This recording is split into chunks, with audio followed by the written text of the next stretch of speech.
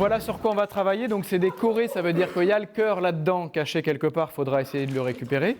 Les manuels de SVT ont déserté les tables pour faire place à de vrais organes, des abats de porc, ce qui se rapproche le plus de l'anatomie humaine. On a la langue, ici vous allez avoir une boîte cartilagineuse, c'est le larynx avec les cordes vocales. Tout le long, œsophage, trachée. La trachée, on la détecte bien, il y a des anneaux cartilagineux. Ce jour-là, atelier point de suture pour ces élèves de terminale, un avant-goût des études de médecine.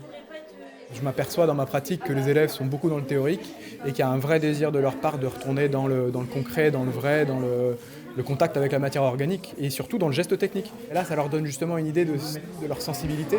C'est super intéressant parce qu'on ne se rend pas compte à quel point c'est dur en fait de manier les ciseaux, l'aiguille, de faire les nœuds, etc. Je ne pensais pas que c'était aussi dur. C'est tout l'enjeu de cette classe prépa. SVT, mais aussi mathématiques. Là, ce sera la concentration, par exemple, en pharmacologie. D'accord ? Donc là, on est en dehors du programme de terminale. 2 heures de cours par semaine en petit comité pour amortir le choc que représente le passage en première année de médecine. Ça permet un peu de découvrir et voir à quoi on peut s'attendre l'année prochaine parce que c'est un peu flou quand on est en terminale, on ne sait pas trop. Ça permet de mieux nous amener face à un barrage qui semble être la première année. Ça permet de nous entraîner justement à nous avancer sur le programme un peu.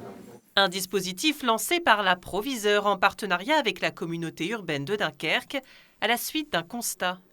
Je suis arrivée sur le territoire il y a 6 ans et j'ai pris conscience qu'on était un peu dans un désert médical.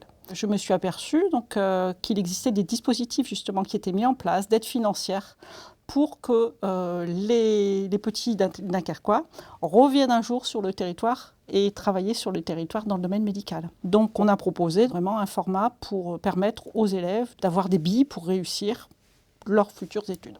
Avec cette classe prépa, des lycéens mieux armés pour choisir leur formation. Depuis 2020, seuls 1% des étudiants ont été admis en 2e année sur l'ensemble des sites de l'ULCO.